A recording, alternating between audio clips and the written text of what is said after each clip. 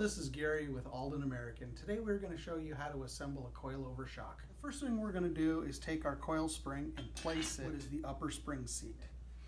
The Aldan American shock is a billet aluminum shock, so it requires copper-based anti-seize applied to the inside of the spring seat so the spring does not gull. Then what you'll do is drop the spring seat and screw it on until it sits against the coil spring. Once we've screwed it down as far as we can go with our hand, we'll require the use of our ALD1 spanner wrench, and you want to adjust it down until you can get the lock nut on. Thank you for watching our video today. I hope that was helpful.